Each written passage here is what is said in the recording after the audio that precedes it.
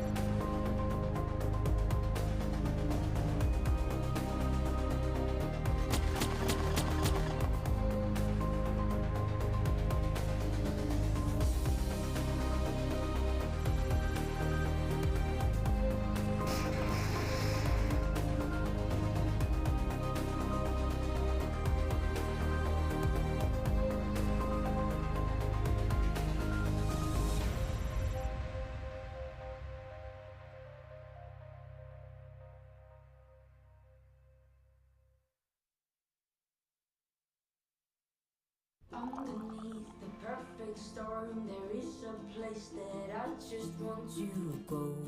I'm coming home. The color of your smile will bring the sun, and it will shine, it won't be cold. I'm coming home. In my heart, I'm holding your hand, and we walk down these halls.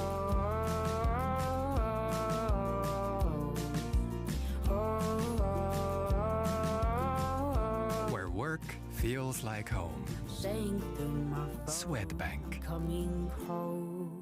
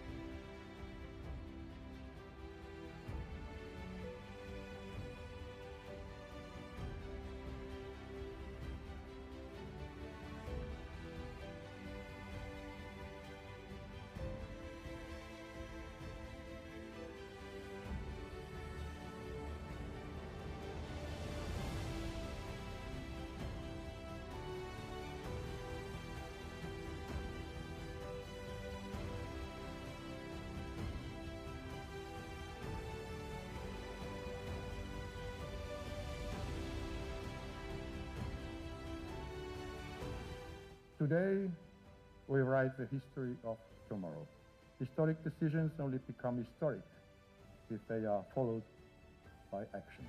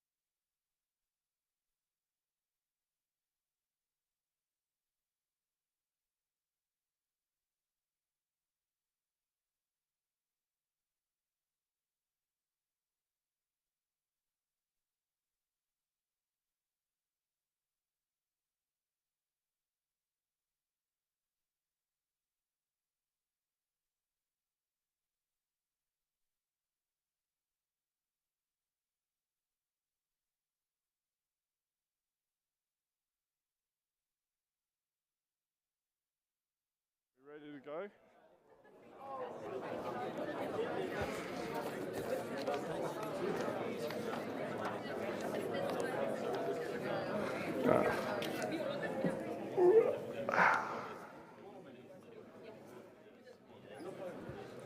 Right, I think we might get started.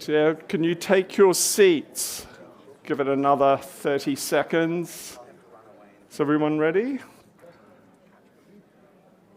Well, good morning, dear friends. It's great to see such a good turnout on a Sunday morning after a pretty action-packed Saturday. My name is Bobo, and it's my great pleasure to moderate this session on global perspectives after the war. I want to start by introducing our distinguished panelists. To my immediate left, Raja Mohan, Senior Fellow at the Asia Society Policy Institute in New Delhi. To his left, Monica Juma, National Security Advisor to the President of Kenya. To her left is Abdullah Baabood, Chair of the State of Qatar for Islamic Studies at Waseda University in Tokyo. To his left, Jessica Berlin, Foreign Policy Analyst and Managing Director of Construct. And finally, Peter van Praagh, President of the Halifax International Society Forum in Canada. So, the impact of the Russian invasion of Ukraine has been truly global. No country, however remote or seemingly disconnected, has been left untouched by events in and around Ukraine. But if the war has been globally consequential, there is no consensus on what it means for international order. Indeed, as Fiona Hill pointed out in her excellent speech yesterday. Viewed from Western capitals, Putin's invasion of Ukraine is a pivotal historical moment, because at stake is not only the future of the survival of Ukraine as an independent, sovereign state, but also the future of European security and the rules-based international order. And yet, for much of the world, the war is a distraction from more pressing priorities: climate change, food insecurity, global poverty, debt relief, public health, lagging infrastructure. Crucially, few non-Western countries believe that the fate of international order hinges on the outcome of the war in Ukraine. And certainly, while they deplore the disruption the war has caused, they blame the West at least as much as they do Russia.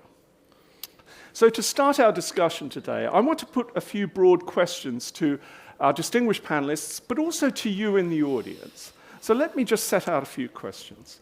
First, why have Western narratives about the war had so little traction in the global South? Because you'd have thought that the destruction wrought by Putin's invasion, the wholesale breach of international rules, the imperialist motivations of Vladimir Putin would have been enough to get people to see just how horrific and what an extraordinary breach of international order this has been. And yet, many Western countries do not appear to regard these actions as especially egregious. They say, well, what about Iraq, Libya, Afghanistan, Kosovo, and so on? They say that Russia was provoked, that it has acted in defense of its legitimate interests, and that Western moralizing is both hypocritical and self-serving. So what can Western governments do to change these attitudes? Because so far, talking up the rules-based international order has done nothing at all. For many Western countries, this is an artificial construct made by the West for the benefit of the West. Western leaders, of course, have started to recognize the importance of the global South and its priorities. But how credible is this shift, and will it actually change anything? And how do you assess the longer-term impact of the war on global order?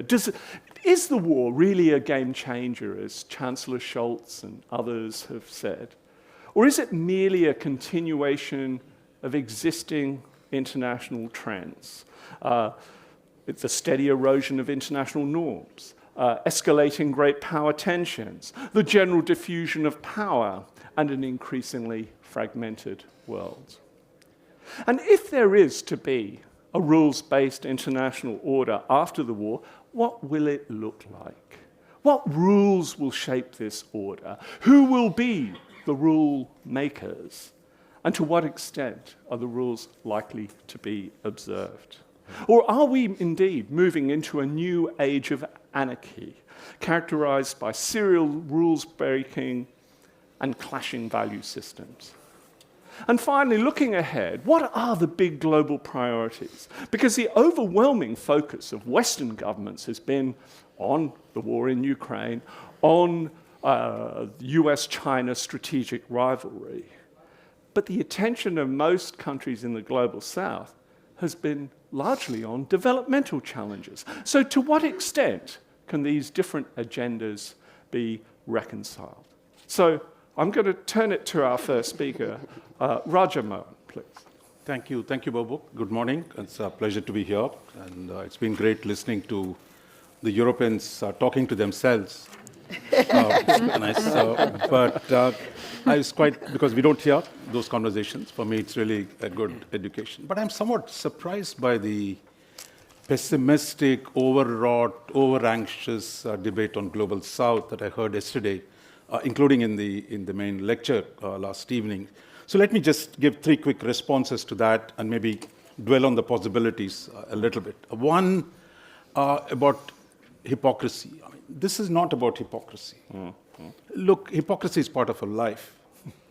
So I think we are not shocked by, that you say something here and you say something else. But that's very much part of international relations. So I'm not taking you back to Iraq, but I'll take you to China. Here is Europe, which yesterday everyone's saying, look, why is Global South not supporting them? Then the European ministers trooped down to Beijing. Hey, we got business here. Oh, these Americans want us to create blocks. We're against blocks. We want to engage China. Now, China is doing exactly the same thing as Russians are doing here, but a little more smartly, one bit at a time, not trying to take over a whole country in one shot. But we don't hear the European voices talking about what's happening in South China Sea, what's happening in the Himalayas, what's happening in the East China Sea. So I think it is where you stand, depends on where you sit. So I'm not criticizing the Europeans. I can understand you've got huge business interests in China. So similarly, a lot of countries in the South have some interest in Russia. Therefore, they're not going to simply jump at this and say, stand behind Europe and criticize. But we would like to really bridge these differences that we have, rather than this kind of venting about, where is Global South? It's not standing with us. Second, I think on the question of history, why do people don't recognize the imperial dimension of Russia's policy? I think there is a good historical, weight here. I mean, I think for us, as nationalism came in the Global South, it was a period when Soviet Union was formed. Europeans were the imperialists. And there were only 2 countries that actually talked for decolonization. One was the United States. One was Soviet Union. Mm-hmm. Mr. Wilson and Mr. Lenin, the only 2 leaders who said decolonization should take place. So I think the memory of the national movements in Asia is embedded with this core that Soviet Union was for us, while the Europeans were not. Now, problem doesn't come with that historical fact, but many in the Global South continue to believe Russia is Soviet Union. It is not.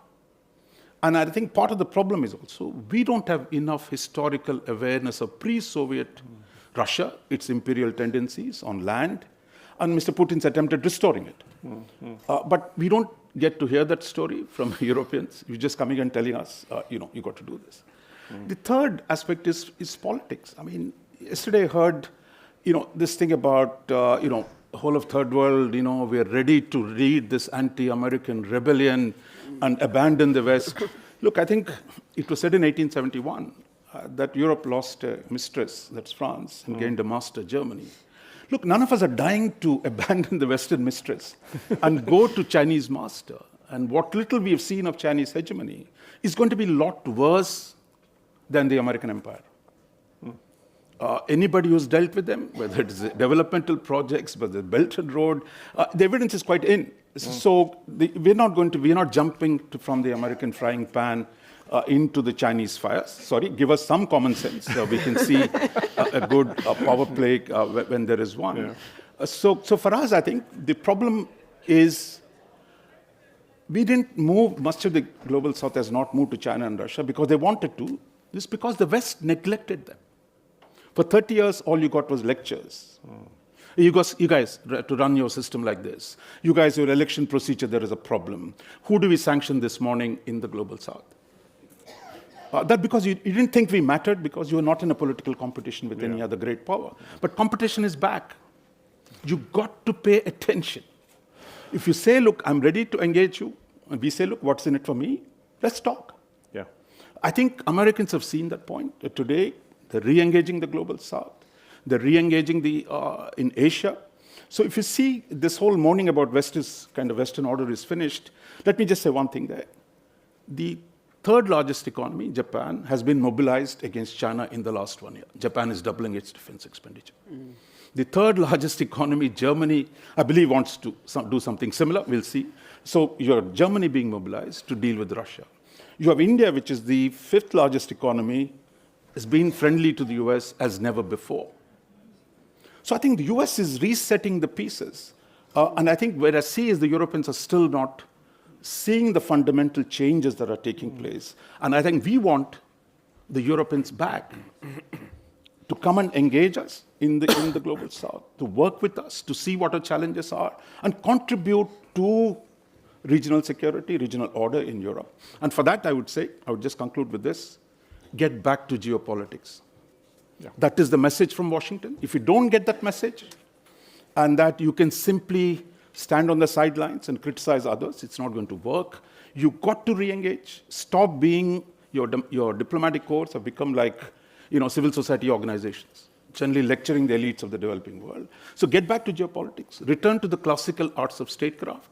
Reconnect with people. Try and win friends and influence people rather than simply moaning about, nobody's supporting us, they should love us, but they're not. So I would say we are open, please come, because we see Europe has a lot of resources, a lot of capabilities. Please come, you're on alternative, global gateway, to support, just stop with this. Europe is the only one selling submarines. If one thing the Asians need, it is submarines. So look, you have the capabilities, you have the resources to offer alternatives. Do step in, take a more political view of the region rather than waiting for a new order to emerge because Putin is not the last aggressor. No. And there will be aggression always. What we need is deterrence. We need balance of power. We need arrangements that prevent the bad characters from doing of the kind of things they've done. And for that requires more geopolitics and not less. Raja, I can see how geopolitics would be up front and center in Indian foreign policy. Where I'm struggling to make the connection is why does geopolitics matter for many countries in the non-Western world, in the so-called global south?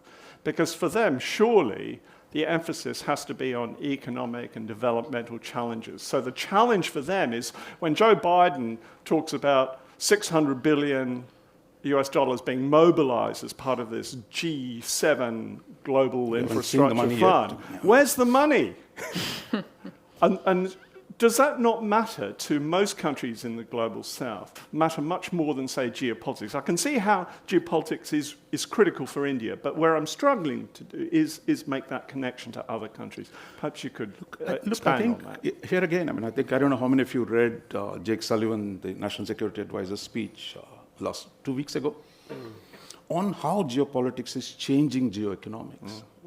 That we are in a process of resetting the kind of familiar assumptions we made about the world after 1991. In that, the US neglect of a large number of things has allowed China and Russia to gain ground. What the US is saying now, I don't know how far they can actually go around implementing it. They're going to be back. They're going to be engaging the developing world. on their concerns, irrespective of ideology. So on BRI, look, Americans say it's entirely the thing with the private sector. But Europe has said it's going to put billions of dollars, hundreds of billions of dollars into the Global Gateway project.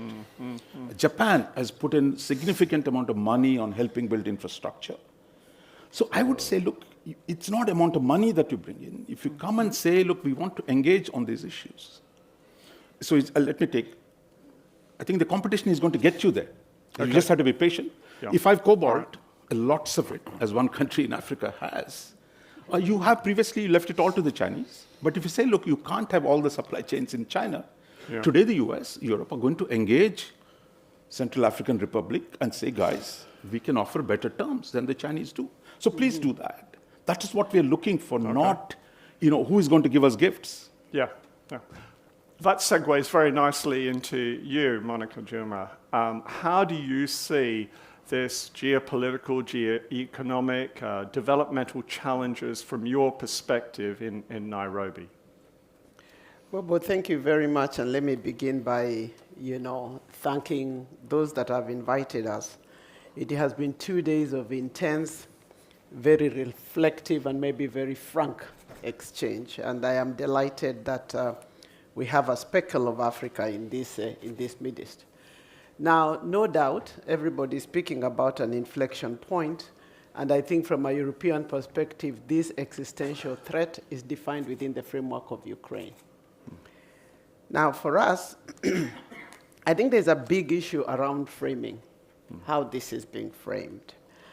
I have been struck, as has been said here, from what I have collected in terms of these notions around the rebellion, the definition even of the Global South, which I find rather lazy. It's a very lazy construction. The whole notion about naivety, manipulation, misinformation, this is how we are being indifference. In fact, yesterday, when I arrived here, the day before yesterday, one person engaging me told me they had been surprised at the length of the war in Ukraine, and that part of the explanation of that length is because of the indifference and the support of the south of Russia. So almost you feel as if there is a dialogue, probably no dialogue, but if it is there, it's of the deaf. And I think this is where we need to really engage. This existential conversation is taking place in our part of the world, but it is not framed in the manner in which it is being framed by Europe. And let me just say, in terms of answering to you, I come from a region in the Horn of Africa that is volatile and fragile, and not today, not in the last 3 years, but for a long period of time. Fragile, if you have heard about Somalia, if you have heard about Ethiopia, on 15th of last month, we had a full-blown war in Sudan that at this point has claimed a large number of people, destruction of every infrastructure, huge humanitarian crisis, outflow of refugees into the region. This is my region. And then there is DR Congo next to it.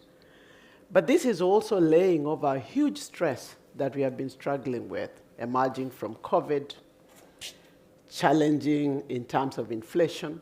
And that inflation, if you will recall, has been caused by a whole set of things, including the ability of the developing world to print money. That's not the only explanation, but we can't. We cannot print that money, but the inflation hits us. We cannot borrow because we are borrowing at 15%, 12%. Europe goes to the same market, financial market, gets it at 0.2, 4.44%. We are not the ones with the largest percentage of our GDP. So there is something about even the financial market that is actually rigged against the developing countries. And this is a problem. And so the discussions, what should we do? What should the new order look like? Clearly, the current financial architecture is incapable of dealing with the fragility of today and the future of tomorrow. So when we hear about the discussions about reforms of the financial institutions, I mean, we cannot even benefit from the special drawing rights, Okay? Africa, with 1.2 billion people, can only access maybe 36 billion. Europe, 400 million, can access 600 billion. This is the level of unfair, probably dysfunctional financial system. And this is not what is going to give us the development that we are talking about. It is incapable structurally to deal with it. And so the new order must speak to these realities, because you cannot ignore 1.2 billion people. It is not possible. Now, what are the opportunities? And let me speak to the big one now in terms of the climate crisis. We think herein lies the biggest risk, but also the greatest opportunity. Greatest opportunity because in Africa, for example, we come in with a huge portfolio of the possibilities of the green growth, whether it is in terms of green energy, but also green industry. And so how Europe and the rest of the world engage with this reality is going to define that relationship. And so it is not just going to be one of those colonial, paternalistic relationships, because it's a different population. And we appreciate the world a little bit in a more nuanced, more sophisticated way than our forefathers. That's excellent. You've really done a fantastic job in highlighting these critical challenges. What I want to push you on a little bit is you're calling for reform of the international financial architecture. You're calling for exploiting these opportunities in green energy and green growth. Can I ask you, do you have any specific proposals in mind that particularly the Europeans should pay much greater attention to? What can you get them to do to help you take advantage of these opportunities? When we went to Glasgow about 2 years ago today, we had a lot of money. Trillion this and trillion that. We went back home and said, where do we get these trillions? Because we need them. How do we access them? The financial architecture that would be useful is one that would make finance accessible. Okay. Because people are not looking for grants. You're not looking for grants. You're not looking for help. You're looking for investment that is fair and that is consistent. So we need money that is accessible. It must be money that is affordable. Just like it has been given, just like Europe got affordable money post-war, I think it has to be affordable. Yeah. It has to be flexible so that it can target according to the needs of societies and people. It has to be sustainable, which means it has to have a complement of technology, of investment, of sustainability. And most importantly, it must be timely. No point of talking about money that we take 10 years to come. We are told that the existential threats that we are facing are immediate and urgent. So I think if we were to use those 5 parameters, then they would get us to a point of meeting on the point of need. Yeah, that's excellent. I want to shift the focus now to the Middle East, and we have a perfect speaker to highlight some of the problems and opportunities and perspectives of this ever-complex region. Abdullah Baabood. First of all, thank you, Dr. Bobo, for inviting me for this panel and for directing the question to me. And also, I want to thank the organizers for this kind invitation. It's been wonderful 2 days of hearing a lot of Europeans talking to themselves. And it was amazing because I think it has been very enlightening in a way. I just came from another workshop where I was talking to the Europeans and I got everybody angry in the room. But that's fine. I did the same to the Americans a few weeks before. I think there is a lot of misconception. And this misconception is from both sides. First of all, there is this idea that the Middle East or the Global South at large is not concerned about the conflict in Ukraine or the war on Ukraine. I think that is wrong. I think there are a lot of people who are very concerned, and of course they see it as against international law, and it's against territorial integrity, against, of course, peace and security and development in the region. However, there is also a misconception, at least from the Western side, when you look at the Middle East or Global South, that the Global South is just going to follow us what we want. This is a war against a European country, of course, an unjustified war, but they think that the Middle East or Global South are just going to follow us because they are just simply an appendix. Whatever we say to them, they will follow us. And they don't have any kind of other geopolitical, geoeconomic, geo-energy consideration. Now, there is also misconception that they think that the people and the governments are the same. And you have to understand that we do not have mainly representative governments. So what people think and what government thinks are sometimes completely two different things. There is also a misconception that, the jungle is going to come and attack the garden. And of course, that is an issue, and you know who said this. So that is also an issue that people take into consideration. Now, of course, there is a lot of concern of what is going on. It affects all of us. It's against international law. It's against the UN Charter. And it's against peace and prosperity in the area. But we have to take into consideration that there are other calculations. First of all, from the Middle East, maybe Global South in general, they look at it that we have enough of our problems. Have you forgotten? Hey, wake up, Europe. What have you done? We are still trying to come out of the problems that you've created for us. You have occupied us for a long time. You have divided us. Sykes Picot, have you forgotten that? Yes. Have you forgotten also the Balfour Declaration and what is going on in the Middle East? We are still suffering from your decisions and from your policies. And we've got enough. We've got people killed. We've got people dying. We've got people trying to run away from their own countries to come to yours as refugees, and you're not accepting them, or at least some of them. And they're dying in the Mediterranean. So, they have their own problems, and this is too big of a problem for them. So this is how, they want to keep, first of all, away from it, or at least pay a little lip service. And, they said, we've got enough on our plate as anywhere. And so we don't have any palate for this.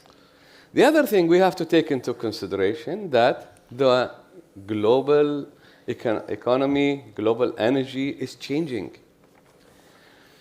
The center of economic gravity is no longer in the Atlantic or in Europe. It's moving east.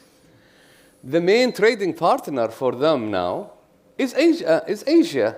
China has overtaken the European Union, who was the largest partner for the Gulf states, for example, since as the main economic partner for the Gulf states since 2020.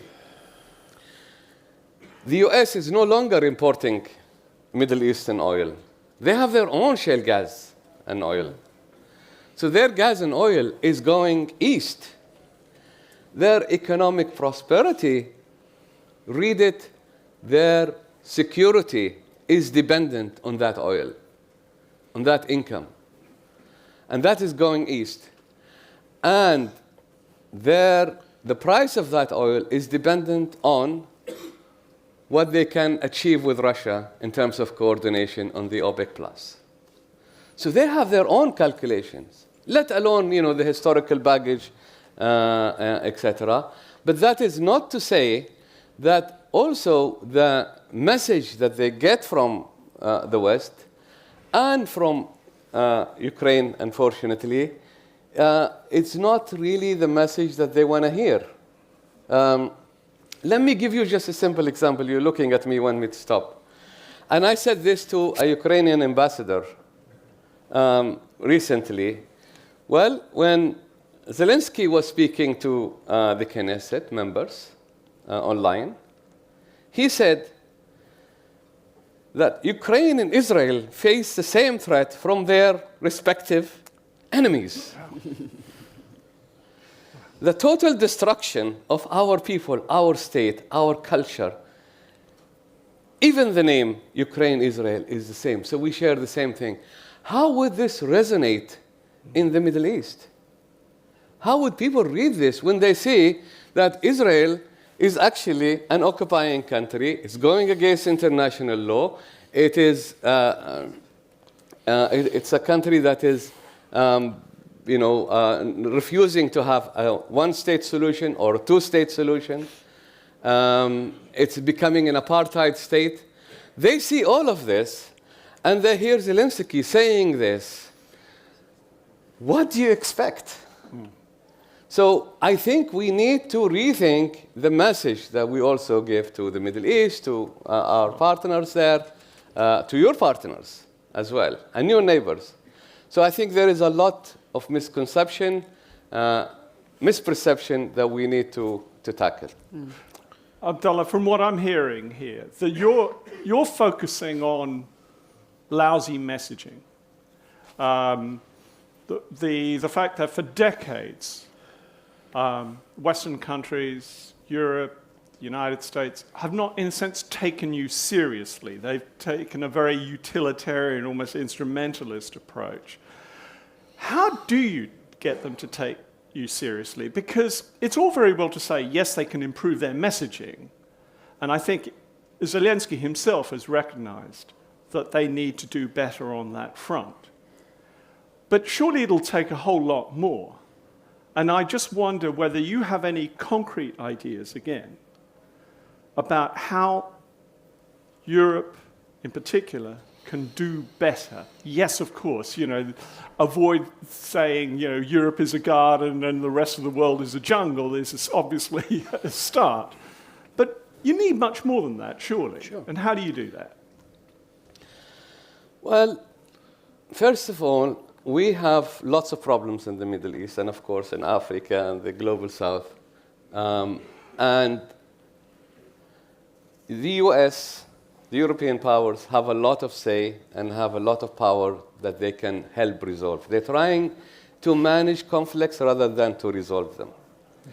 So that is one thing that they need to look at the West in general. Secondly, particularly with Europe, the Middle East is the immediate neighbor. You can't ignore it, because if you ignore it, you know what is going to happen. It will come to you. So you all remember what happened between the EU and the Arab countries. The Euro-Arab dialogue that I grew up, kind of celebrating. There's going to be more collaboration between Europeans and the Arabs, economic, etc., and developmental issues, and nothing happened. And then you heard about all this Euro-Mediterranean Union and Euro-Mediterranean policies and all of that. And what do we count for that? There's hardly anything that we can say that Europe has achieved. This is not to say that Europe is the only party to blame, but they are the party that can actually push things forward. They have the money, they have the technology, they have the know-how, universities, etc., and the Middle East needs that. And look what happened. The devastation that we are now experiencing in the Mediterranean, and people risking their lives trying to run away from their own countries, is not just necessarily because of European policies, but certainly they played a very important part in that. leave the whole of the Mediterranean. The Gulf states, they are rich because of their oil, and they had an EU-GCC dialogue. GCC is an acronym for the Gulf state. For many years, and I was a student of that. And look what happened. It failed when there is a lot of interdependence between them, because Europe has actually never cared about the Middle East. They had other priorities, enlargement, etc., and they forgot completely about the Middle East. So what we need is a bit of humility, a bit of understanding. What differentiates the Middle East or separates the Middle East from Europe is a few miles. You can walk from the Middle East to Europe. So basically, they are neighbors at the end of the day. And there is a lot of interdependence between them. Yeah. We need energy. Europe only came to the Gulf states after the Ukraine crisis. And Biden, who refused to meet the Emir of Saudi Arabia, only visited because of his need for oil and energy. But we need more than that. Of course. And that is what the message I'm trying to say. Okay, great. Jessica, you've lived and worked in many places, in Africa, in Europe, in the States. How do you see all this, these narratives, these interests coming together, particularly if we're looking ahead to a kind of post-Cold War order? Right, that's the million-dollar question. So I'm German and American dual citizen who's, over the last 17-odd years, lived and worked in Afghanistan, China, Rwanda, Myanmar, and Germany, UK, US. So I'm coming at this topic with kind of a bird's eye view of 20 years of what we've been doing wrong as the Western community. And I'll make 3 points. Could make 30 after the fascinating comments you've all made, but I'll limit it to 3. Firstly, Western countries cannot expect non-Western countries to care more about our problems than we do about theirs. All right? Right now, I've got a lot of colleagues in Nairobi and Accra teasing me, saying, "How are you guys doing up there in war-torn tribal Europe? Oh, it's terrible. I see the headlines. Are you guys okay? Should we send something?" and fair is fair. We have been extraordinarily selective in the post-Cold War period of what we care and don't care about in the rest of the world. We as the Western world, and we also at a global level, our international institutions have singularly failed to maintain peace and to enable prosperity. The poverty reduction that we've seen over the last 30 years has been driven not by development aid, certainly not by our financial institutions, but by governments taking matters into their own hands and solving their own problems. So when I hear Western European governments fussing and agonizing over, for example, Chinese influence in Africa, well, in the context of the war in Ukraine now and what we've seen, and in the long history now of breaches of our own intelligence and services, I'm more concerned right now about Chinese and Russian influence in Europe and in Germany specifically. Before we're fussing about what kinds of partnerships and what kinds of relationships the Chinas and Russias of this world are building in non-Western countries, we need to first look at and fix their influence and their infiltration of our systems and our private sector and our security. So this is a double standard that is not lost on the rest of the world. If we're not capable of dealing, in German there's a phrase, sweep in front of your own door first. If we're not sweeping in front of our own door, we're really wasting other people's time when we're trying to sweep in front of theirs. A point, Monica Juma has already touched on the financial the international financial environment and how this needs to be reformed. So I won't touch on that. But my second point then refers to the international security and geopolitical institutional environment. And let's just call a spade a spade. I'm talking about the UN and NATO. The United Nations has failed completely. That's very obvious. And I'm not saying that to diss on the UN. It's just a fact. We know this for a long time, from Rwanda to the Balkans, to Darfur, and now to Ukraine. Just in the last 30 years, that's 4 genocides that the UN has failed to prevent or to stop. What are we doing here, guys? The United Nations grew, of course, out of the post-war environment in Europe. This is an 80-year-old's creation. So it is not being mean or picking on the UN to say that things need to change. Rather, it's insane that it hasn't changed and that we haven't recognized that this needs to change.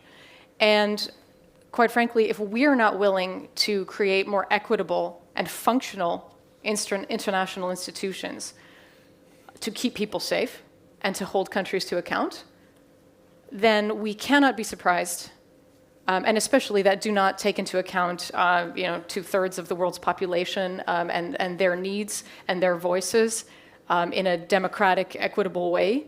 If it's so heavily Western dominated, we cannot be surprised or upset if the rest of the world says we're going to set up our own clubs and institutions. And if the BRICS in general or the Chinese in particular start offering alternatives that are attractive to Latin America, to African countries, to Middle Eastern countries, what do we expect? What we've offered doesn't work. Okay. Not only not for them, but not even for us. Mm-hmm. So we need to look at these challenges at a very pragmatic level. We need to stop agonizing and start getting busy and proactive. And we need to listen more than we preach. And on an economic level, also listen more than preach and get busy. What happens when the German government goes on a delegation to China or to the US or Australia or where have you? We bring CEOs of major companies. And we fly home with signed business deals. What happens when we go to Kenya or to Botswana or to Chile? We show up and we give speeches. And I've been in enough of these rooms, so I know the pain I'm talking about. There's a lot of talk. There's no CEOs. Or not CEOs of the multi-billion euro companies we're talking about who could make serious investments and partnerships. And then everyone claps themselves on the back and says, oh, look at that, we just fostered African-European relations, and goes home. So let's get serious. And I should say there has been progress, all right? It's not like nothing's happened. There has been progress. One highlight project is VW. They launched. They've opened now an assembly factory for VWs in Rwanda a few years ago. That was fantastic. But I mean that's like the one kind of big name project that we can name. And the kinds of budgets that are being offered, peanuts. Under Merkel, there was a big deal made about a 1 billion investment guarantee pot. For I think it was like 8 or 9 African countries. 1 billion euros, really? That's less than the Berlin airport went over budget. It's peanuts. So we cannot expect non-Western countries to take us seriously when we are not being serious with them. Mm-hmm. We need to reform the international security framework. And then my last point will be very specific for Eastern Europe in the context of the Ukraine war and for Ukraine, but also the Baltics and CEE, the countries who have emerged from Russian imperial rule and oppression. There's obvious historical and geographic reasons why Eastern European countries haven't engaged as much with the non-Western world economically, diplomatically, culturally. There are obvious reasons for that. But that time, I think now we are in a unique point where there's so much mutual ignorance. You know, the ignorance goes both ways. You know, somebody in Malawi probably couldn't find Estonia on a map and vice versa. You know, and actually, unfortunately, I think a lot of Germans couldn't find Estonia or Malawi on a map either. But there's an opportunity there because this side of the continent of Europe, you guys hustle. You're more innovative. You know what it means to build your countries and your freedom with your bare hands. You've been doing it for 30 years. And this mentality and this pragmatism and the incredible progress that's been made here, well, firstly, Western Europe could learn a lot from you, but also I think there's huge economic potential for partnership with the rest of the world. And I think that's the future of European, non-European relations is in the East and not West. Jessica, I wanted to get, that's a very interesting point, but I wanted to get back to, you say the UN has failed completely. I don't necessarily totally agree or disagree, but I do wonder, does complete failure mean that it's completely broken? Can it be fixed? If so, how? That's a really fair and difficult question. I think the UNGA has an important role to play. It's an important forum. We need to have a World Congress where we meet, where we debate, where we vote. Right. But the UN has bloated and evolved into something it was never meant to be. All right. So I think the first thing it needs is a haircut. What does that mean? A haircut means all these extra. There are all kinds of extra agencies with blown up titles and massive budgets. Whose outputs are negligible at best. Okay. You know, especially in the economic development side, and some of the cultural sides. You know, and I say this as someone who used to work in international development, you know, and so I've seen this, the waste and the sort of self-congratulatory, self-sustaining budgets, multi-million budgets that basically are financing a team's lifestyle. You know, and the yearly production of a report that no one reads. You know, this kind of thing. We need to get rid of that. Yeah. All right. And on a security level, I mean, the Security Council itself needs to be completely reformed. And this will mean not only a loss of power and influence for Russia and China, but also for the other permanent members. Really? And this becomes the catch-22, where if we want, you know, you can't have your cake and eat it too. Okay. And so I think that this is the space. And I think actually, when I think about these things in a really long-term way, All right. When World War II ended, nobody thought that India was going to declare independence a few years later, you know, necessarily. This was not like the foremost thing in people's minds in the rubble of Europe in 1945. True. You know, things are going to change in the world in the aftermath of this war that right now we're not even thinking about. Okay. And I think and the one concrete point I'll make, because I know you're pushing me on time, on the NATO front, we cannot leave security to the UN for obvious reasons, and reform will be incredibly difficult. But I think that's where NATO has a role to play in expanding geographically, and to no longer be a North Atlantic Treaty Organization, but what I call in my head at night the New Alliance Treaty Organization, Okay. where we are no longer limited to the North Atlantic, but we become a community of democracies wherever we are in the world who are committed to each other's mutual defense and contributing also to the financing of that defense. Okay, thank you. Peter, you, in your position, have a truly global perspective. How do you see all this mapping together in, a new and bright era of global governance and international order, if we ever get there? Bobo, thank you very much. Thank you, everybody. Before I go, I just want to seek some clarity. Are you related to Jay Lowe? No? Okay. Anyway, we can just, anyway. We're just getting very serious. That took me a second. Yeah, I know. It takes everybody a second. So Thank you. I'm going to make some remarks that I thought about prior to all of your interventions, so forgive me if I go off a little bit, but I'll start where Jessica left off, mentioning the last 20 years.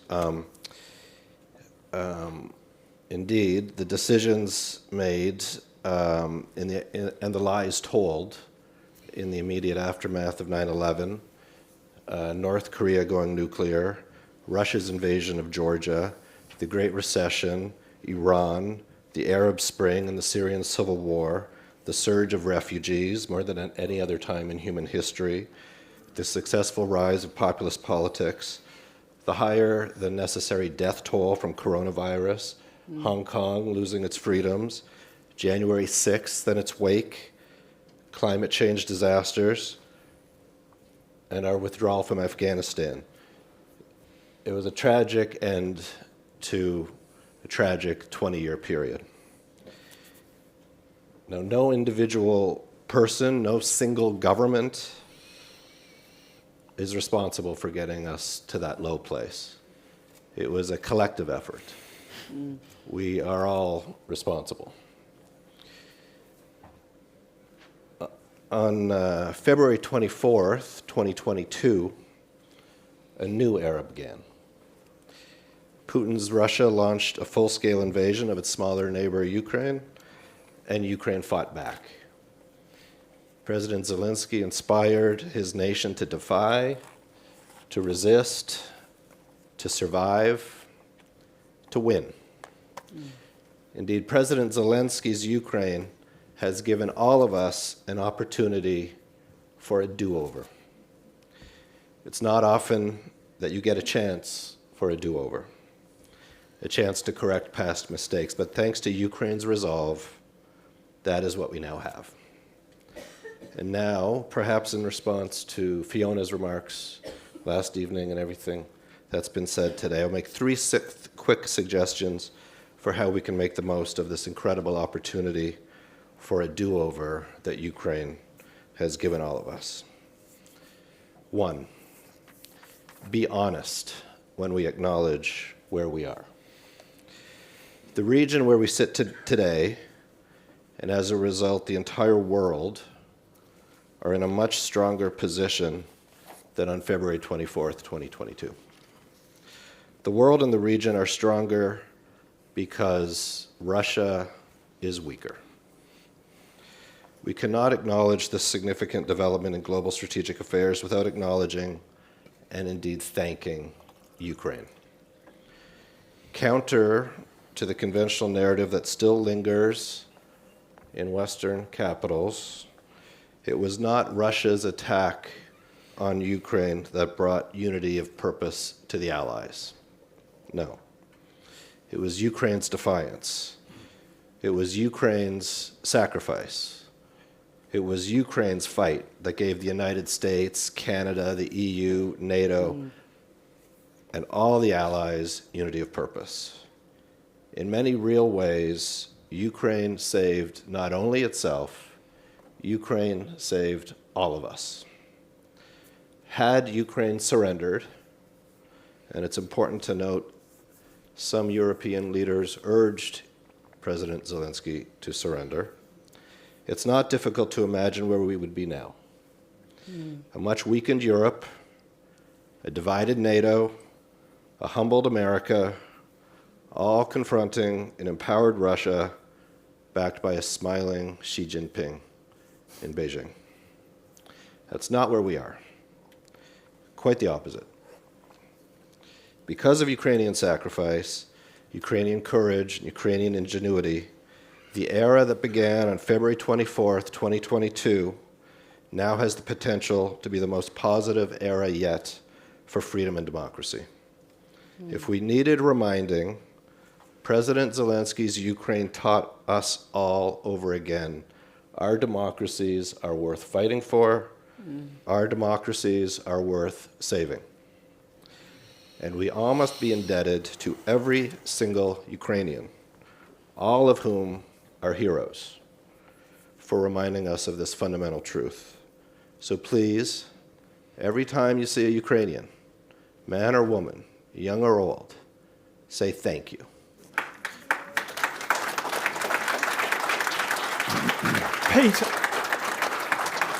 Peter, can I just come in just on this specific point, because it's a really interesting one. I got to keep going, Bobo. But I'm going to keep going, because I got a couple more points. 2, acknowledge honestly past mistakes. Last month marked 15 years since the 2008 Bucharest NATO summit. At that time, I had the privilege of organizing the accompanying experts conference. President Bush addressed the conference 3 hours before the official proceedings began and officially announced only then that he supported MAP, the Membership Action Plan to eventually join NATO for Ukraine and Georgia. The next day, that American initiative was rejected by Merkel's Germany and Sarkozy's France and other allies. 7 months before Obama became president, before he was elected president, this was the low point for American influence in the world. Putin invaded Georgia in August, Putin invaded Ukraine in 2014, and Putin launched a full-scale invasion last year. A lot of factors went into rejecting MAP for Ukraine and Georgia, not least of all the lies that led to America's invasion of Iraq 5 years earlier. Still, not giving MAP was a huge strategic error, and it and every other mistake in this region, those errors made by Mr. Bush's successors at the White House, needs to be acknowledged by the actors and nations who made them. I'm almost done, Bobo. It is the only way to avoid the same mistakes going forward. Number 3, and this is key, win the war. Mm-hmm. Aggression against sovereign states and crimes against humanity were defeated in Europe in the middle of the 20th century. There is no good reason that aggression and crimes against humanity should not be defeated in Europe in the first half of the 21st century. Simply put, Putin needs to fail. And defeating the evil that is coming out of Russia means Ukraine reclaiming all of its territory, including Crimea.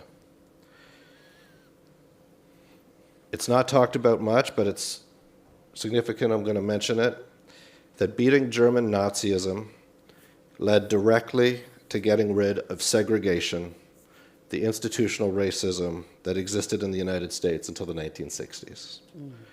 After fighting and dying to stop institutional racism in Europe, Americans could no longer defend such blatant racism at home. However, in 1945, when the war ended, nobody imagined that ending segregation would be a result of victory in Europe. I say that to emphasize the point that good things happen when the good guys win wars. Many of those good things won't and cannot be predicted at this time. At this time, nearly every person, and certainly every institution, can't imagine what the world and the region will be like after victory with a severely diminished Russian Federation. Collectively, we simply aren't creative enough to imagine that future world. Okay. But that world is coming, Bobo, and what we can predict now is that Ukraine will emerge from the war as the strongest land power in Europe, and Ukraine's allies will benefit from Ukraine's warfighting experience and education as it develops a post-victory strategy to ensure that Russia cannot threaten its neighbors ever again. Thanks, Bobo. Thank you, Peter.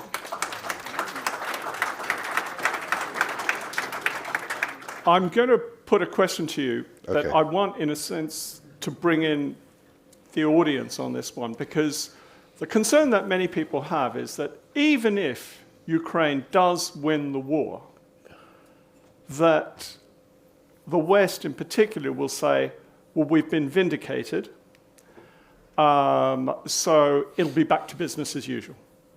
That in and of itself is enough to fix international order and global governance. And I just wonder whether we're risking a return to complacency. The same old ways, the same liberal norms, the same Western-dominated international institutions, the same Western-dominated international agenda. Mm-hmm. So I'm going to put that to you. So I'm going to take a number of questions.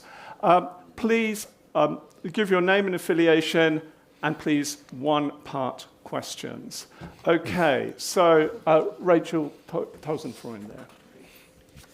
Hi, Rachel Tausenfreund from the German Marshall Fund. My question is specifically to you, Raja Mohan, but maybe also Monica Juma.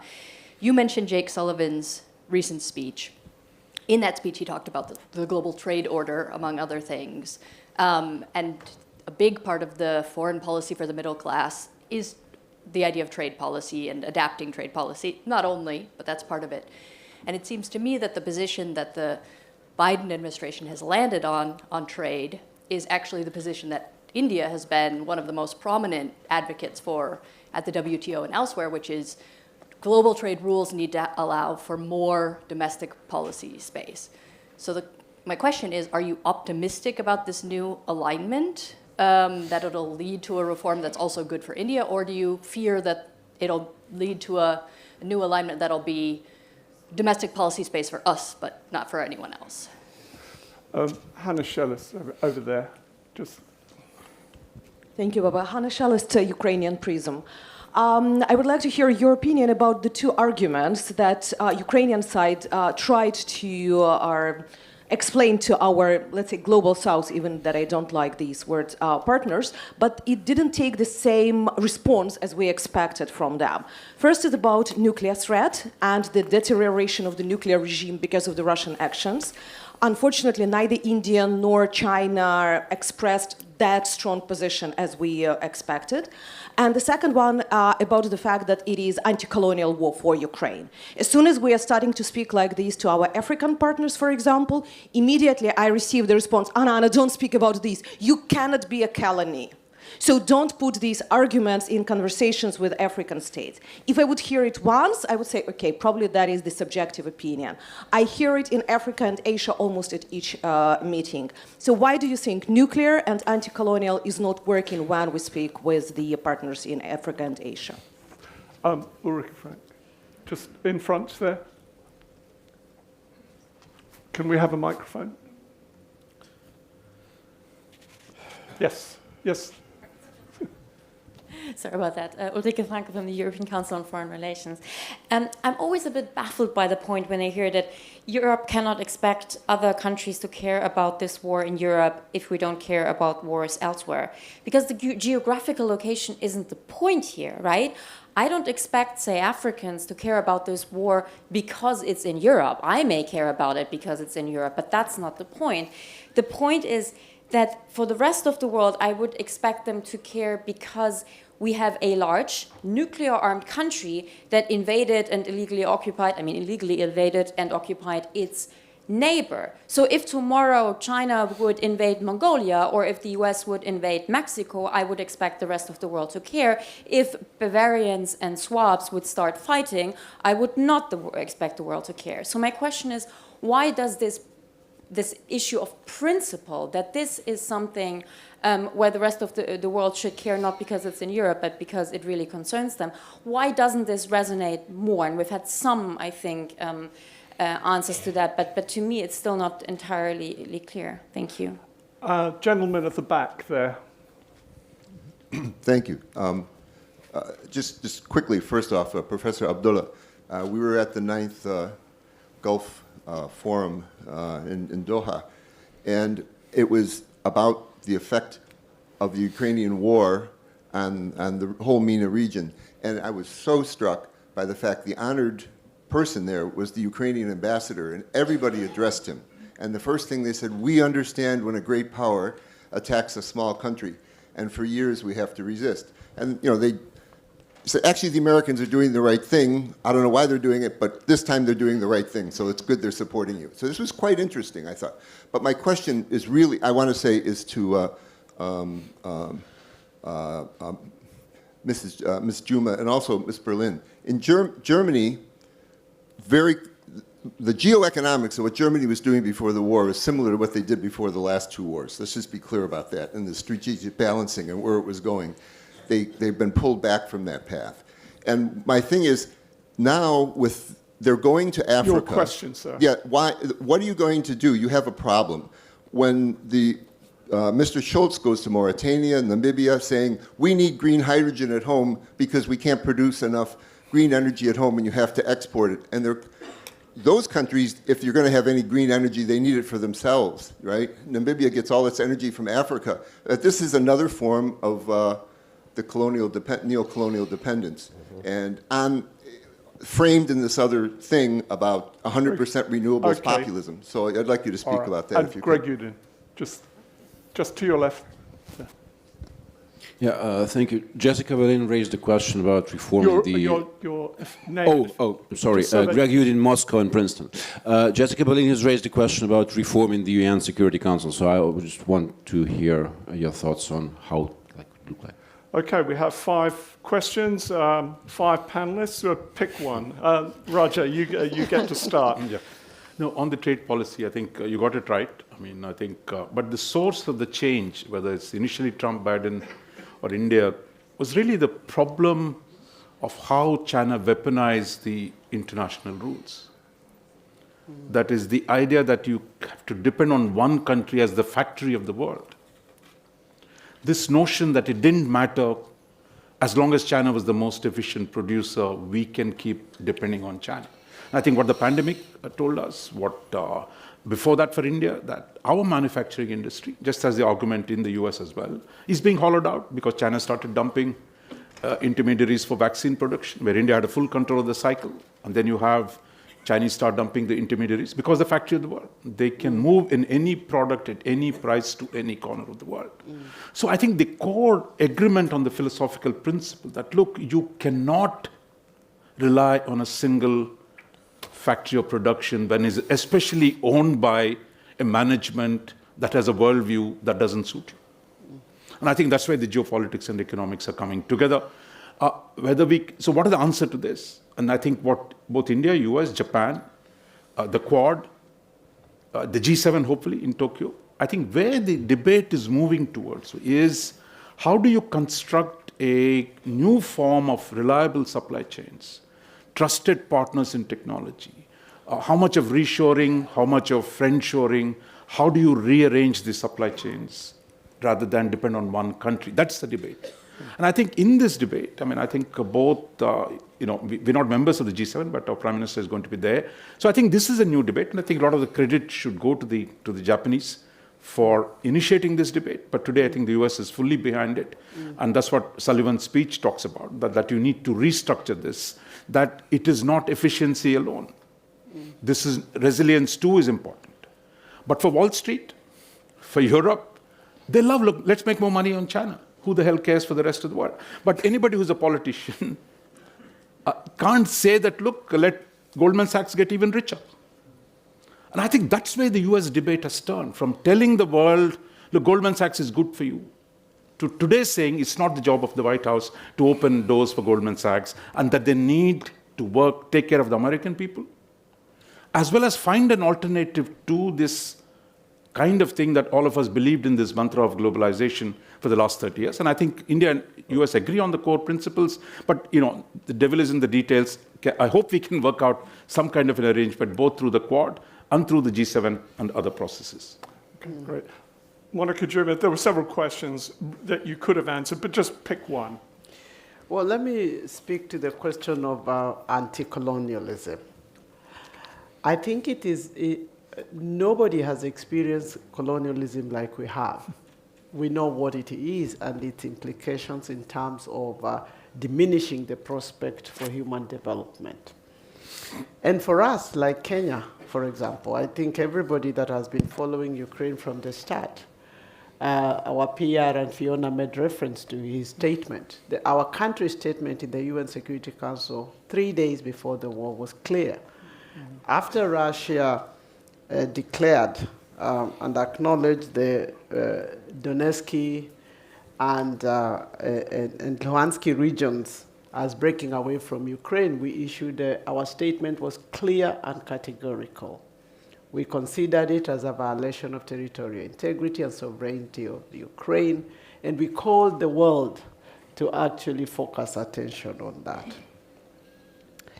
So, and that has been driven largely by our DNA. we got independence from a vicious liberation war, and we understand the notion of this. And that is why, even from our own foreign policy, the protection of territorial integrity and sovereignty stands tall within that framework. And that is why we prefer, and we have urged a lot of times, the constancy of colonial borders, which is the position of the African Union. So really, I think there is a fudging of fact here when it comes to the position of Africa and Ukraine. I think it has been very, very clearly demonstrated, not just in terms of the commitment, but the doctrine of the organization as it is. Because we understand as Africa, if we opened up the Pandora's box of boundaries, I don't think any intervention from anybody would save us. It would be an implosion that could lead probably to the real Third World War in real sense. So this notion about Africans and not being sensitive and not speaking to this, I think is part of that lack of either listening or lack of knowledge, in fact. And I would invite us to really look at it. Our ambassador has since become a rock star for this statement, which we think we were a bit surprised in Nairobi, but is this a matter of principle? But I think it's something that I would invite all of us to look at, just to affirm and to have comfort in terms of where we come from. We have no illusion about what a colonialism is or occupation means, because we have experienced and lived it, and we cannot ourselves support it at any level. It is not possible. Yeah. That doesn't mean there are no mistakes, and doesn't mean that we do not prefer. We prefer, and from our foreign policy doctrine, we have always urged the resolution of conflict by peaceful means. It is what the doctrine we have evolved in terms of peacemaking. This explains why within the region of Africa we are considered an anchor in terms of peacemaking. We've been engaged in a whole lot of them, including Ethiopia, which has been a huge crisis that has just been unfolding, and where we have been lucky to create the environment to get both parties back to the table. We think it's less expensive. We think it's more sustainable. Okay. Abdullah Baabood. Thank you. Let me just say that when we're talking about the Middle East and its reaction to the war in Ukraine, that the misconception is that they're not with us in this war, and I think that is wrong. There are a lot of nuances there. Obviously, there is a lot of hedging that is going on because of geopolitical, geoeconomic, geoenergy politics that I've just explained. But also within that, there are some countries that actually came out and were very strong against it. And in particular, everybody is against occupation, invading other countries, infringing on sovereignty of other countries, etc. So I think that is acceptable. This is a universal issue, but there are, of course, nuances in how you deal with it. Let me give you an example. I was in Qatar for the Doha Forum, which is like the largest conference that happens every year. And President Zelensky was the guest honor online. He was the only head of state who addressed everybody, like 3,000 people from all over the world.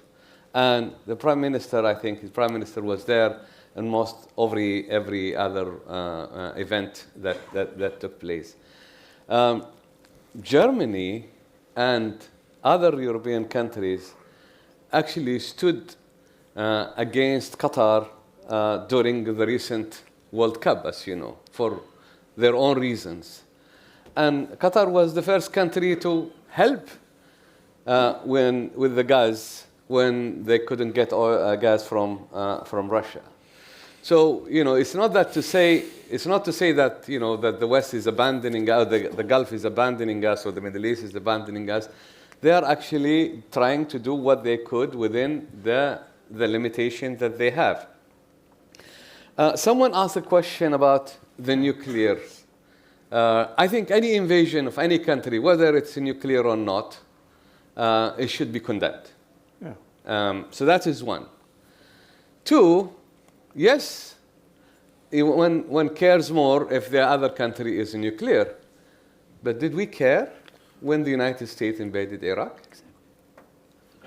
It's really double standard, and it's at its best. And I can give you other examples. I mean, if you want to go, Israel is a nuclear power that everybody knows. And what is it doing? So I think we need to understand that, what you see, where you sit, determines what you see. And, we are seeing it from a different side, from a different way. And we have been at the receiving end of many of the policies from the West. And that is not to say that, that the Middle East is still considered Europe as a strategic partner. Okay. Jessica.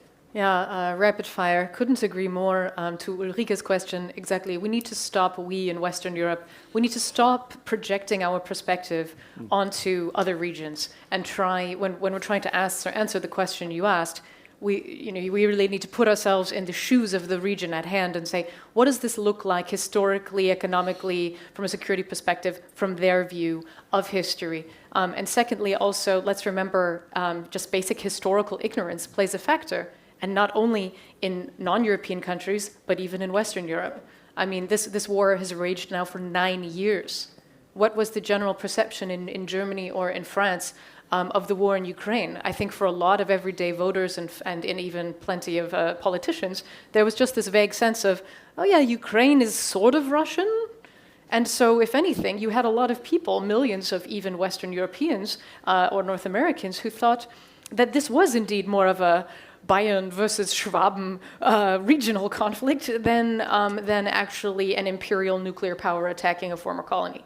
And if we, even in Europe, in large parts of Europe, had this problem and ignorance and misconception, we certainly can't expect folks who are much further away from the geography and the history to be better informed than we even were.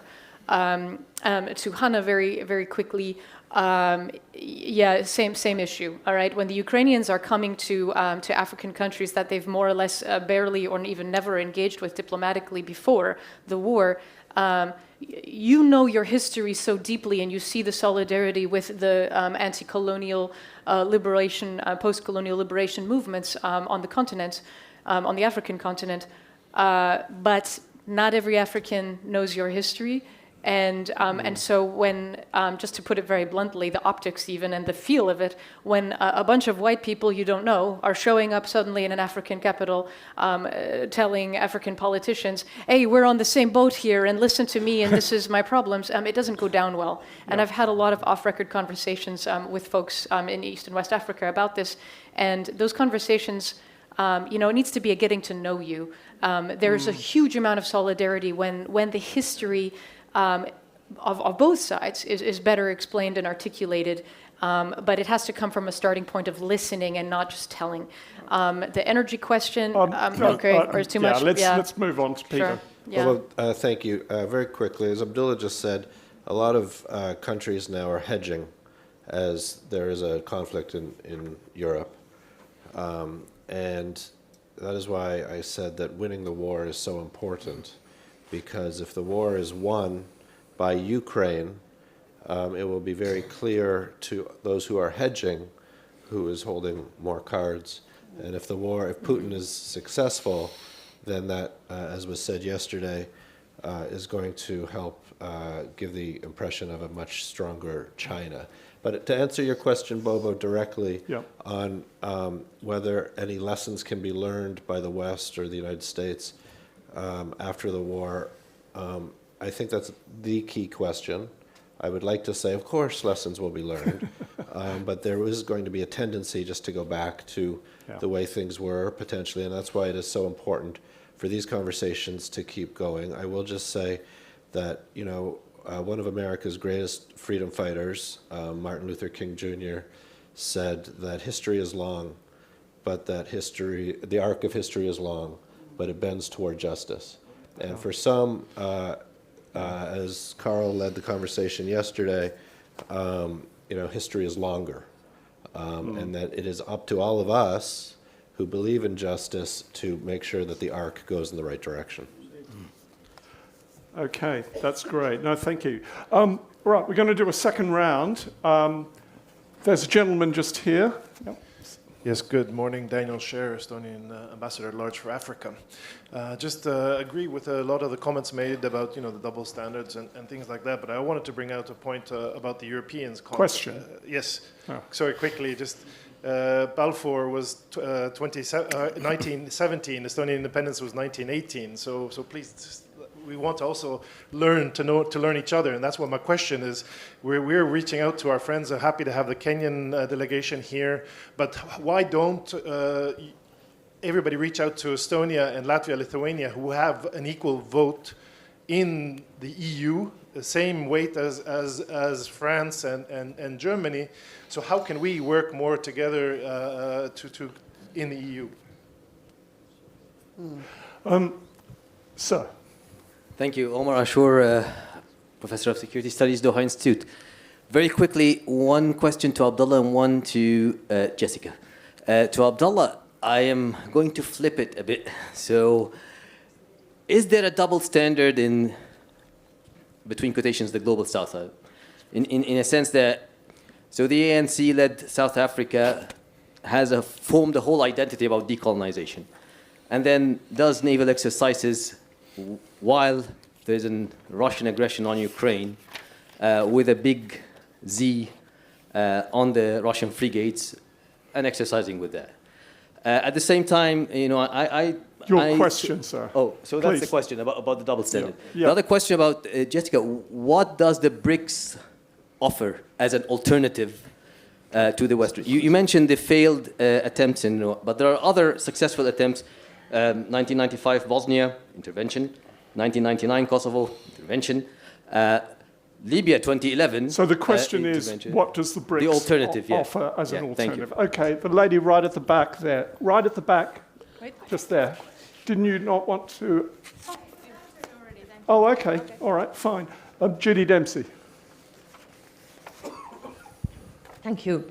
I have a question to Mr. Baabood. This topic is about the global perspective after the war. Well, there's a war being it's nearly ending in Syria.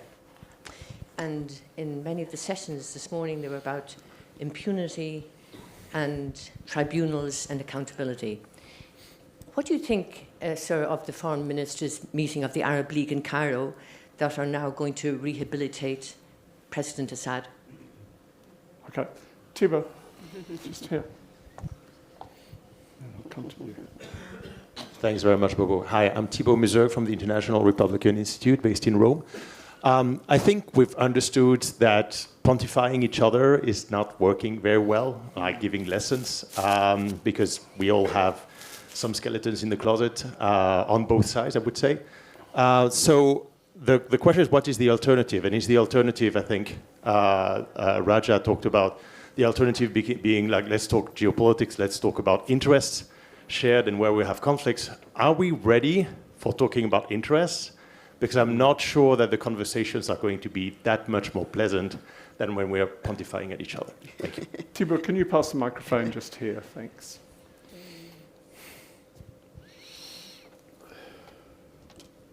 My question is about victory.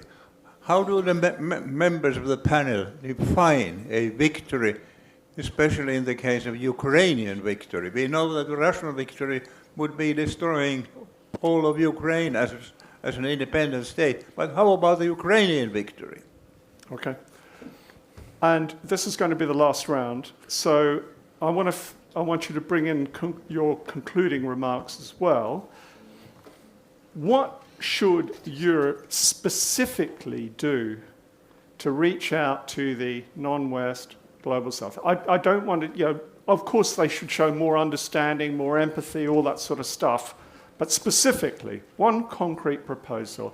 I'll start with you, Peter, and we'll work back.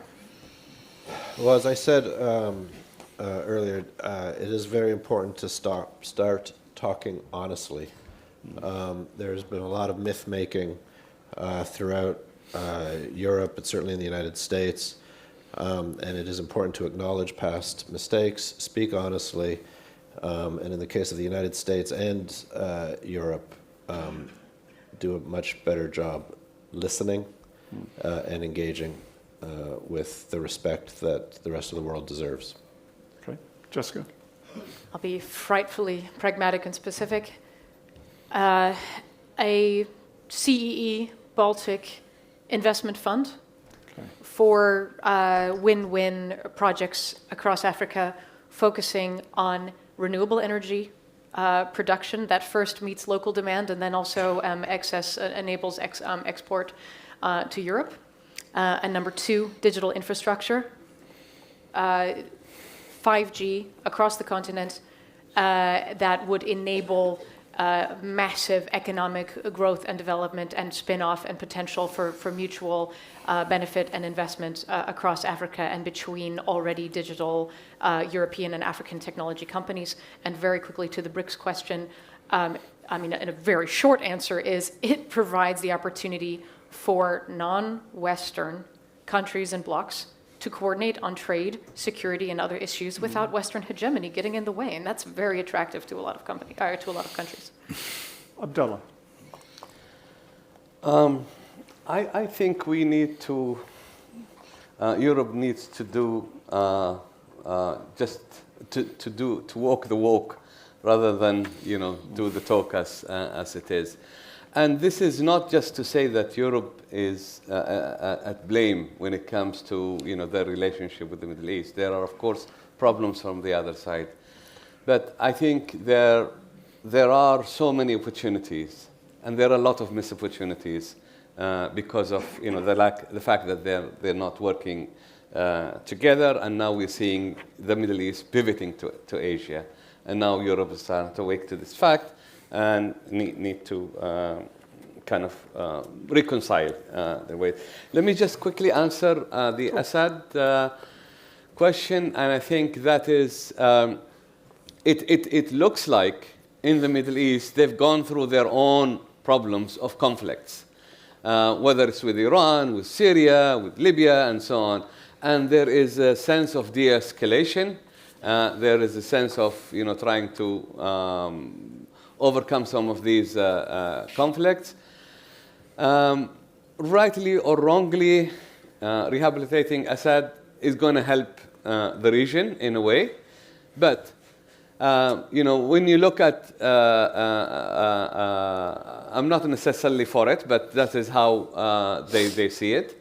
And when you look at what happened when, there was the Arab uprising, whether it's in Syria, everywhere, it was initially supported by Western governments, by the United States, in a way. But then what happened? They gave up and they supported the counter-revolution and autocrats.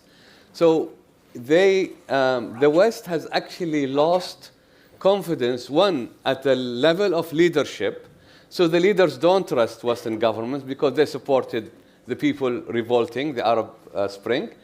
And the people also lost confidence in the West because immediately when things started to go wrong, the West basically gave up on supporting the people. And we've seen what happened, and we've heard about what the red line in Syria by the US, etc. All right. Roger. Okay, I think Judy, let's continue this conversation after the session. Raja Mohan, why don't you go first? Yeah, okay. Yep. Look, I think let's stop this double standard business. Like the Bible says, look, he who's never committed sin, he who has never done double standards, throw the first stone. Look, I mean, I think all of us have our own respective double standards. So I think we can score points with that. But I think what we need at this point is really that engagement. Yeah. Honest or otherwise, let's begin talking to each other. Where are our shared interests and how do we deal with them? Even with the specific context of Ukraine and the consequences that has taken place. Second, I think for us, the victory for Ukraine, I fully agree with Peter, that whatever our current positions might be on the war, given our dependence on Russia, a victory for Ukraine, a defeat for Russia is critical for those of us in Asia. Yeah. Because a triumph for Russia would empower China, would make it bolder in relation to its own neighbors. That is the last thing we want. And whether none of us say this publicly, But we want to see Ukraine win, which is push back the invaders. Look, most of us in the global south, as my friend from Kenya said, sovereignty, territorial integrity is the number one priority. It's only in the last 1 year that the Biden administration has actually begun to frame the issue in those terms, and not democracy versus autocracy. I think the US is being pragmatic to finally reach out to the global south on principles that they make sense to them. Okay. I hope Europe follows. Please follow the Americans. That's not a great advice to you guys. Third, on the BRICS. Look, BRICS is the greatest illusion since a non-aligned movement. Now, those who think the good news from BRICS is that it'll expand, but expansion will lead to its demise. Yes. Because the contradictions within BRICS are only going to grow. And for us who joined BRICS in the hope that we can counter American dominance, today find Chinese dominance is even a bigger threat. So this notion somehow BRICS is the great thing in sliced bread waiting out there to transform the world, that is an illusion. Look, we all sit and pretend. So pretense is part of international politics and hypocrisy. So don't please take BRICS seriously, or for that matter, SCO seriously. It was a Chinese-Russian project. But I think their capacity to convince key partners is going to decline because their own policies are problematic. So I would say to Europe, come and talk. Let's talk practically and not talking down. That itself will make a huge difference. And there are a lot of things we can do together in Europe, in Asia. And I'll tell you, whether you talk to us or not, we are coming to you. Koreans are going to sell you arms. Yeah. So don't think it is you being nice to us. You need us a lot more. Korean arms are going to be in Poland, and you're going to see more and more of them. So I think Japan is opening a NATO office. So all this Chinese worry about NATO in Asia, but actually Asia is going to get into NATO. That will be a great transformation that's going to happen. That's great. Monica, you have the final word here. Well, we are in one world, and I think how we define and frame that one world, justice must be applicable to all equally.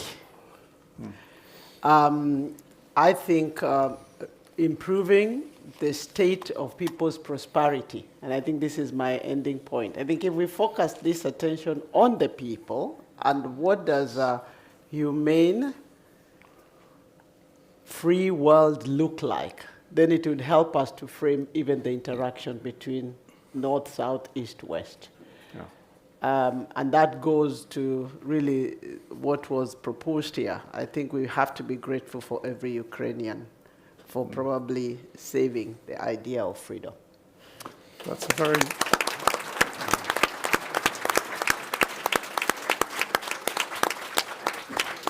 Monica, that's a great way to conclude what I think has been an extraordinarily interesting session. I think the conference organizers, Len and Mary, should be congratulated for having the idea of such a panel. Now, I know that some of the messages and points that have emerged from this discussion make for uncomfortable listening, but I think it is absolutely crucial that we do listen and act on some of the advice and insights that have been offered us today. So I want to, if you would please join me in congratulating our wonderful panelists.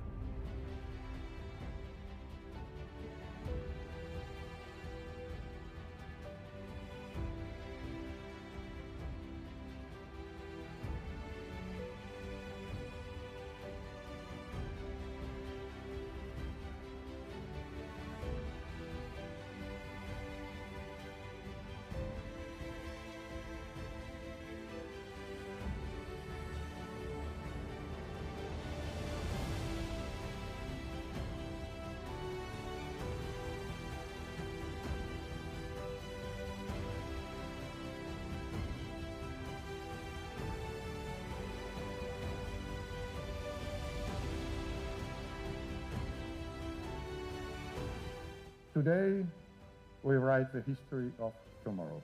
Historic decisions only become historic if they are followed by action.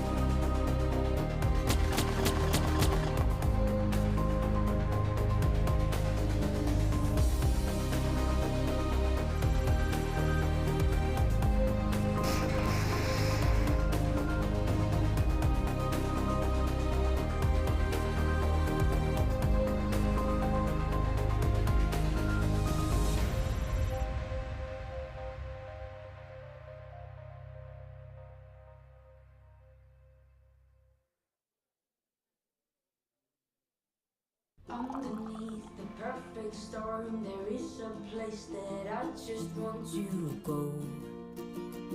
I'm coming home. The color of your smile will bring the sun, and it will shine, it won't be cold. I'm coming home. In my heart, I'm holding your hand. Walk down these halls,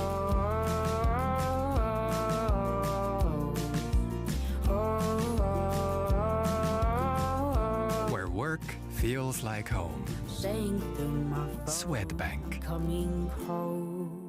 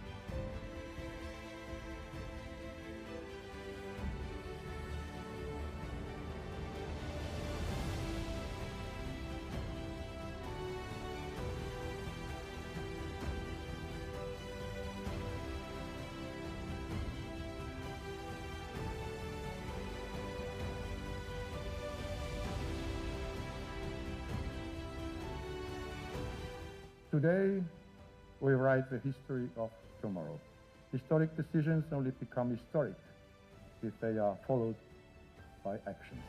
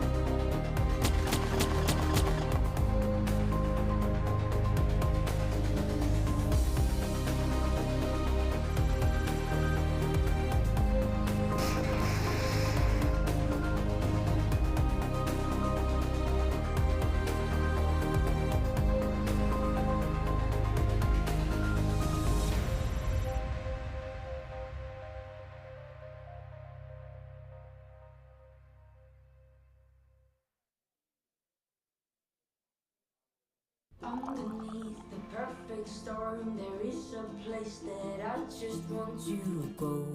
I'm coming home. The color of your smile will bring the sun, and it will shine, it won't be cold. I'm coming home. In my heart I'm holding your hand, and we walk down these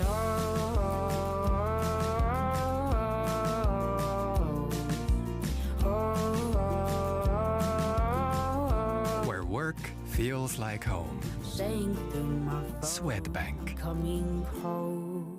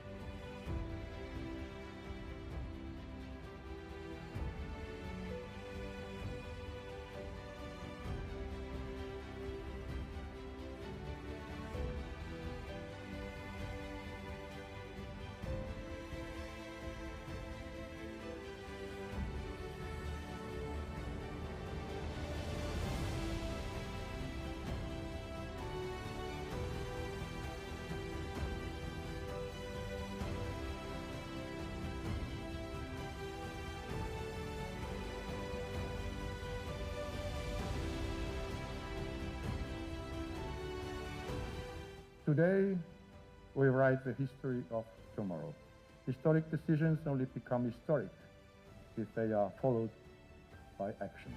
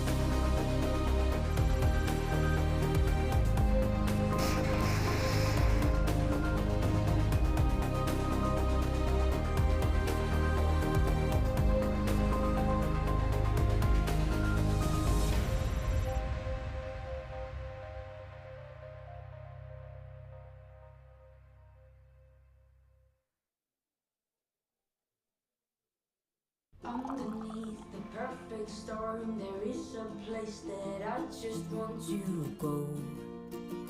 I'm coming home. The color of your smile will bring the sun, and it will shine, it won't be cold. I'm coming home. In my heart I'm holding your hand, and we walk down these